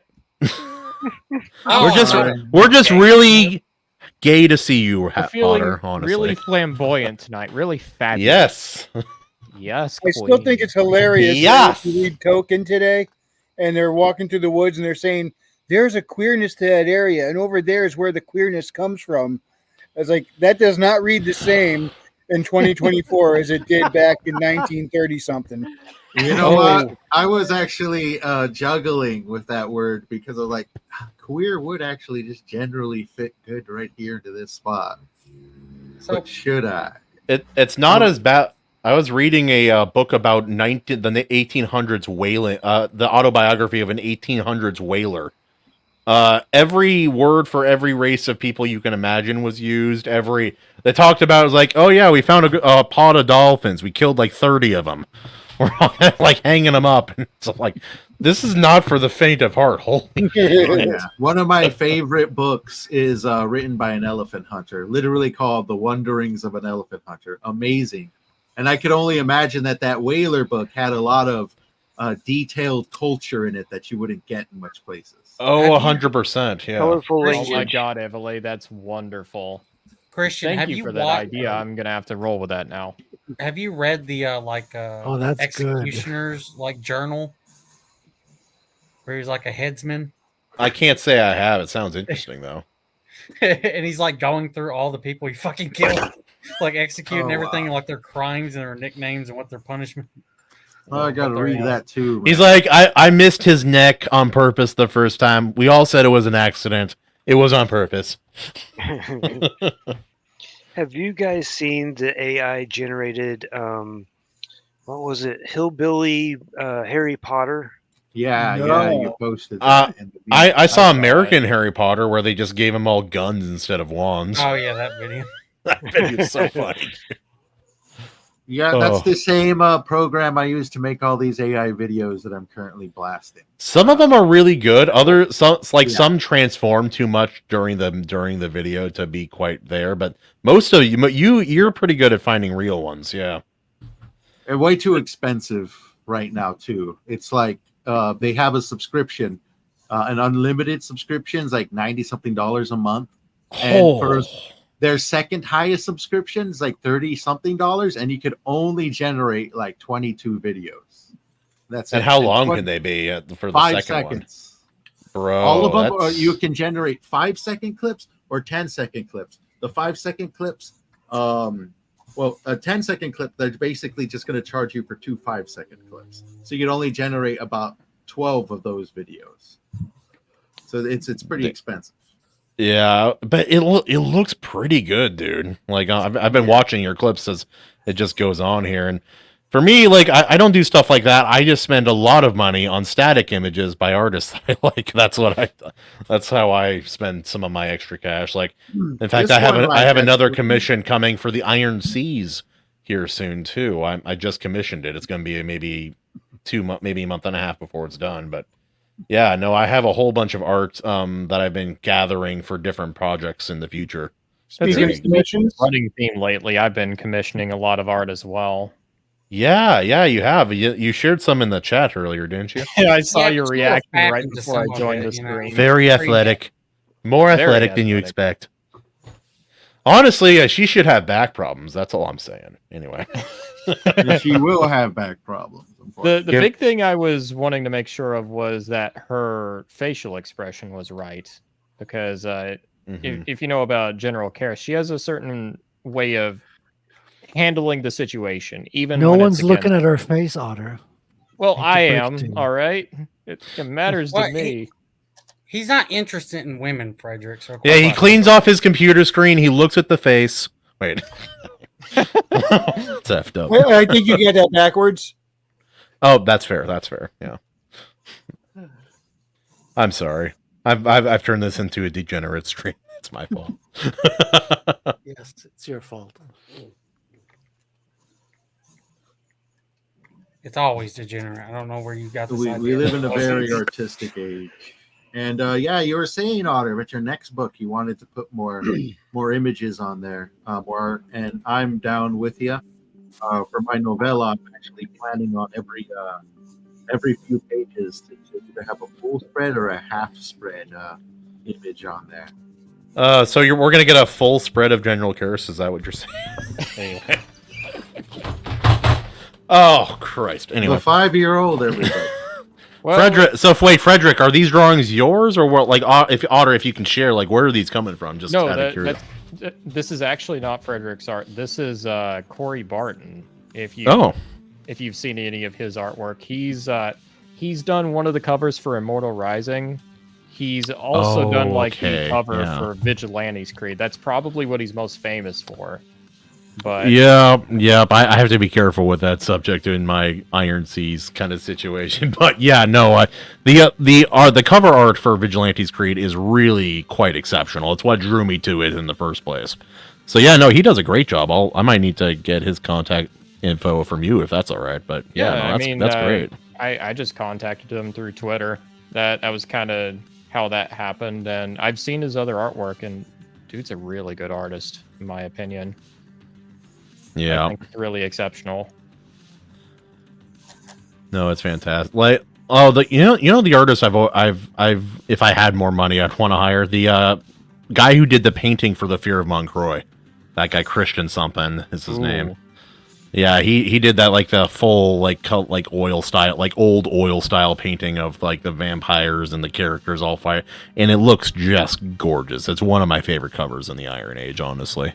I know to a certain extent, even though I'm going even heavier into the art for this second book, I'm still trying to keep it on some sort of budget, not just spend thousands and thousands on a book that I don't know how is going to make how much. So probably the best not to go too overboard with it, but at the same time, I do want there to be some pretty good artwork involved. Well, you're leaning even more into pulp for your second book, so it does make sense. But like, pulp doesn't mean art it's not an illustrated book. Pulp is balanced. There's an image every now and again for an important character or particular scene. With your first book, I noticed it did a good job supplementing some of the simpler descriptions.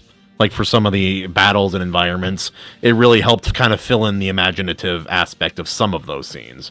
And I thought it was really good. Yeah, I definitely think it was a case where the artwork enhanced what was already there. Kind of filled in the gaps in certain places in my prose. Yeah. Well, you and I have talked about this before. We have one similar problem with weakness in our general writing habit, which is you and I don't talk about the smells enough in our writing. From what I've been told, I'm actually doing a lot better about that this second go around, but 100%, yeah. We shall see. We shall Hopefully see. you finally fix that one problem where a character just forgot like a very important detail. Yeah. That's why you need alpha and betas. Yes. Fantastico. Oh yeah, that's something else too. I'm going to be putting together a video soon where I take every manga that I've read or that I own, in part at least, and I'm going to like compare and rate every single first volume from each of those manga and see how they work. I know one that's going to be high on the list, and it's going to surprise the hell out of people too. It's not one people would expect. What about you guys? Any fun upcoming projects you want to share?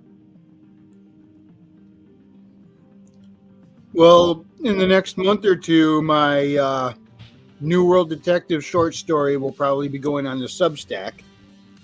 And the subtitle to that is The Legend of Shallar. And it is in continuity with the books. Hell yeah, dude. That's fantastic. I also have another short story that's in continuity. That's going to need a lot of touch up. That probably won't go out for a little while. Because it's kind of in the middle of an idea. I have an idea for a series. And it's kind of in the middle of that, and I don't know how or if it would fit in, so I don't want to just throw it up there and say, yeah, there it is in continuity, and then not have it fit, you know? Yeah, no, I feel you. Like some people, they like to dive into like a really complicated kind of deal. Everybody like looks at, like, especially modern writers look at Sanderson's like, I want to make my own Cosmo. I'm like, you really don't. Most of you anyway. It's a page and a half to try to keep that amount of information straight. For him, he gets to cheat though. He has an entire team of people, some of them their only job is to keep that stuff straight. He's also had years to build up his writing ability to get to that point. Yeah. I'm trying to build one right now because characters in the first book, the Stellar Marshals, I'm going to be writing their story, and obviously they're going off to deal with stuff on other planets. So I got to figure out, all right, in this galaxy, I have the inhabited worlds. Well, what are the different cultures? How do they all relate to each other? What levels of tech are they? What are these beefing with them guys? Do they get along with them? What are some treaties going on? And I got to think all about that. Plus, planets, they'll probably all have multiple languages, multiple different cultures, different conditions. And I got to figure it all out. So I think this is a thing that a lot of us newer writers get into. We want to explain all there is to our world, but we end up going into too much detail. Now, for you, Frequency, I don't think you do that. I actually think you're able to keep a balance, but I know that a lot of writers will struggle with that. That was something that I actually noticed whenever I was reading Shadow of the Conqueror. It goes into way too much detail about a lot of different things. I think I'm one of the weirdos that actually appreciated that because I wanted to know what are the mechanics to this world. And when I was reading about it, this is probably why I enjoyed it more than others, because I was sitting there thinking, all right, the light stone, the dark stone, they work this way. What kind of cool stuff could I think up with those mechanics? The world building was there are a lot of things to criticize about the book, despite, like, I'm with you, Wrangler. I really actually like the book.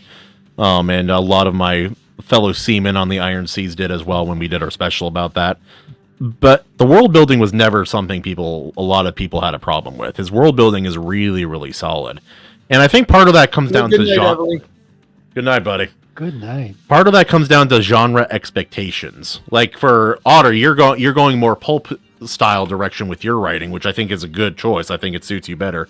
But say, like, the amount of detail and description and world building done in an epic fantasy is drastically different than how it's done in a pulp. And so there's different kind of allowances. Still finding creative ways to insert that and not just having blocks of text explaining things is a better way to go. Snow in her books does a really good job of that. Like, you get pieces of information here and there, and it's in a variety of ways through memories, and sometimes it's just in context. So, like, it's like they do something weird, and you're like, oh, so they do that because of this, and that's because, they're like this. Yeah. Like, small spoiler, main character his tongue doesn't really work, at least in the first portion of the story. And so his way of communicating is different and varied, and has to be for that reason. And he uses high-tech MySpace. Well, their struggle to actually talk to each other, it's kind of what drives the plot in that first book. I need to read. I have her second book, which is obviously the first two books were meant to be one book, so I need to reread the first one and then read the second one. And I say have to, but truth is I really want to. Because I've been wanting to reread a bunch of books and like do reviews for all of them, because there's no excuse for me not to. I've read so many books. I need to start. I've sort of been in kind of like a post-burnout phase with reading a little bit. I'm getting into that point where I'm just now returning to reading some books, but I don't know. Yeah. I think it's easy to do that sometimes, especially if there's definitely that point where you can be reading too much at one time. Oh, 100%. Like, for me, like, I had to take a break from Wheel of Time because I'm like about halfway through. And those are big, chunky books. And I think I finally hit that area of Wheel of Time where they call it the slump. Because I'm like, there was stuff that happened, but it took a long time for anything to happen in this book. I've heard it's like books 9, 10, 11, where they call it the slog books. I thought it was like 8 and 9, or maybe 10. I mean, I'm not sure. I've heard different lists. It's right around there. I'm not even to the quarter way through on book 1. So you're saying I should probably give this up now? No, Frederick. Wait, you're reading Eye of the World. Who? Oh, It me? wasn't- Oh wait, Raven. yeah. Sorry, I misheard who spoke. I'm. Forgive me. I'm a tired boy. Yeah, Anyway. the Eye of the World. You've been doing stream marathons. Eye of the World is pretty rough, but I think you would be shocked how good book 2 is a lot better. Book 3 and 4, 3 through 6 are way better than they have any right to be, especially considering how it feels when it starts. Things that annoy you about the characters now some of it will be justified later. And if you can survive it, try to finish book 1 if you can.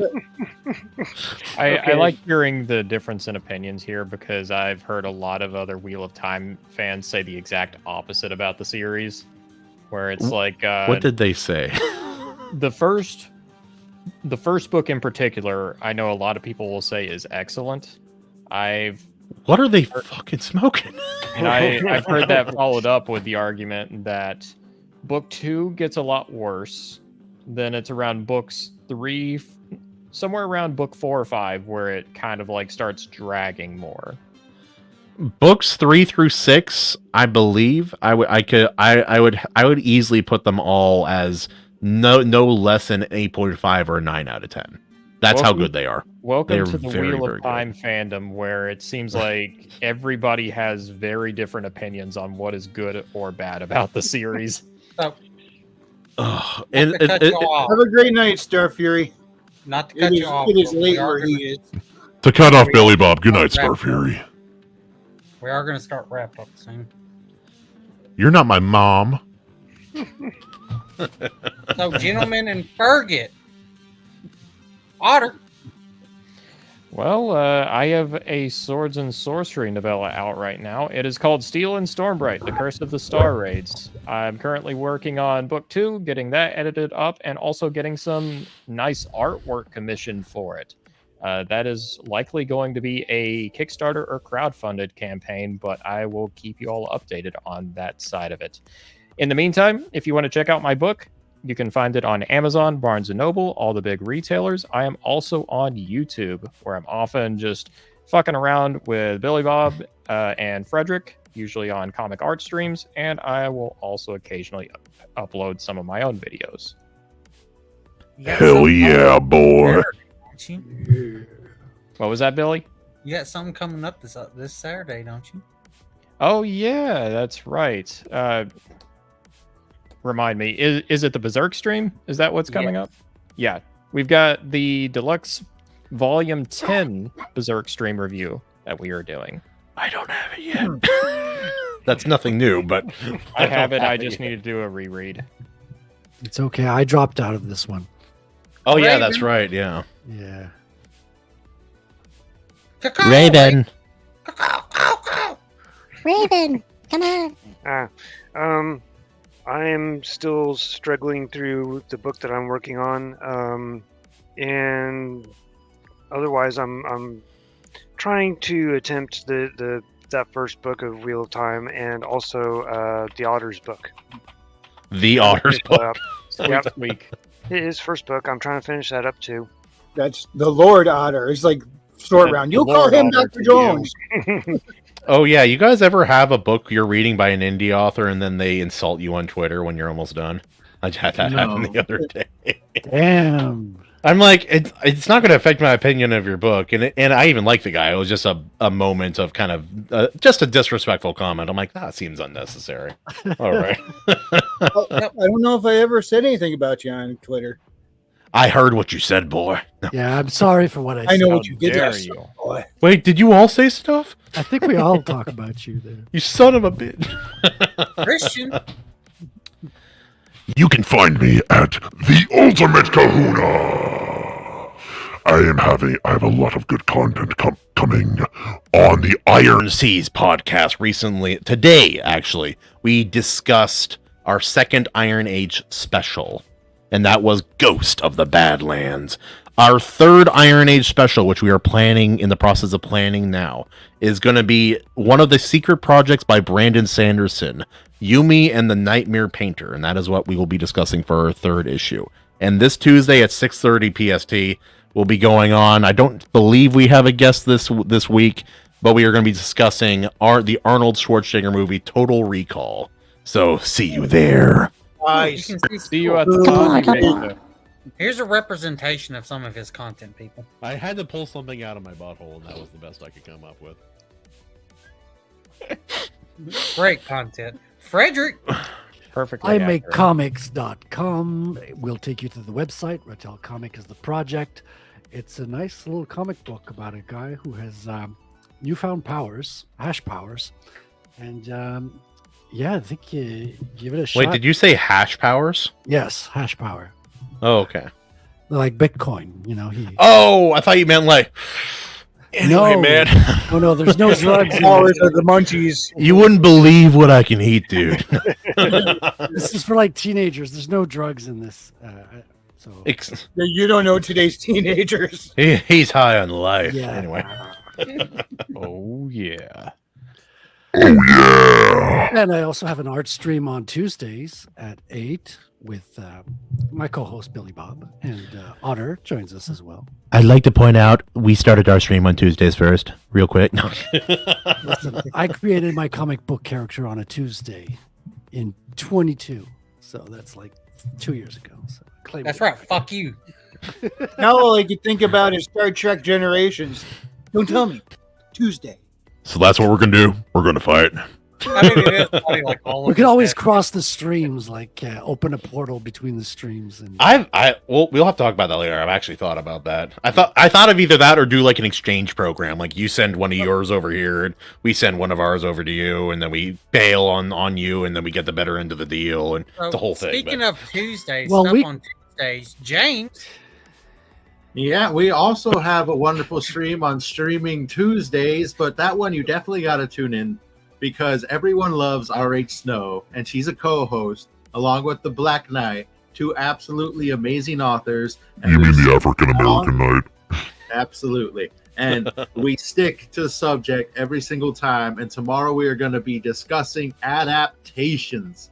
And we're going to be tearing them apart. So join us for that stream. Ooh. It will be 3 p.m. Central Time or 5 o'clock if you're in Texas. Don't miss it. You're going to love it. You're tearing me apart. I need to come on your stream sometime, but it has to be a day I don't work. I don't get off of work until 5 PST. That's freaking rough, dude. Yeah, it's rough. Maybe you don't know. Hit us up when you get fired. Maybe I'll staple my penis to the board again and get a couple days off. What? Again. Again. Thank you for catching that. Anyway. Billy Bob, tell us what you've got. You can find me on Only Gremlins on Substack.com. I am a duck. Kaplaw. Also, Hi, my name's Billy Bob. I'm a gay little gremlin. listen, I had a great Art Chill stream this Saturday. That's right. Actually, it got blocked. YouTube didn't even notify me that the video got blocked or the stream because of Bandai from a random anime that Animated Moon brought up. Oh no, really? It did. I think Animated Moon is cursed, dude. He gets slapped down for things that have no copyright, never have, and yeah, no, he gets slapped around. He's like YouTube is like his abusive boyfriend or something, man. It's not good. It went after me. It was That's funny. one way to phrase it. Here's the thing: I was in voice chat with Otter, and then Tinkagi just joins back and he's like, "Hey, man, I was like your thing's blocked," and I'm like, "What?" It's like YouTube didn't notify, didn't email me or anything saying, "Hey, your shit's no one can see it." Your shit's all retarded. Yeah, nope. I used non-Disney versions of everything, but I made a video about the Little Mermaid and the Little Mermaid, comparing them, and my son said, "Not my Little Mermaid" in the video, one of my proudest moments, and freaking Disney slapped the F out of that video. They're like, "This is never getting monetized." I'm like, Also, that's fine. I made the greatest decision today. I went on Google Images and typed in "duck Klingon," and I got it this pop up. I was like, "Oh, That's great. Perfect." What compelled you to look that up? I'm just. I don't know. I just thought, maybe someone made a duck Klingon. I assume he was tired. He was tired of furry porn. He's just like, you know what? What haven't I looked up in a while? I'm just glad you had the safe search on. Are you sure about that? We know. Anyways, frequency. Yes, you can find my stuff on Amazon, or pretty much you can order it through any bookstore. Haley Star Bad Kitty and Bad Kitty Haley's World. Also, should be coming out this week. I'm a little behind on when I wanted to have it out, but video 4 of 4 of the Metroid Mangra full spoiler coverage. That should be out finally. I'm hoping to finally get it up on Wednesday. If not, it'll be up before the week's over. Anyway, thank you so much, everyone, for joining us. This was a blast tonight. It was great to see you all here. If you enjoyed this presentation, hit the like, and if you didn't, appreciate you stopping by. We'll see you next time. God bless. Remember, you can find Haley Star Bad Kitty on Amazon. Squeak, squeak. Squeak, squeak. Good night. The audio version sounds more squeak. R-rated, Right? I can do it for Otter's book too. Steel and Stormbright. Curse of the Star Race. Athletic tits. Oh, with that. I'm General Karst. Kneel before me, peasants.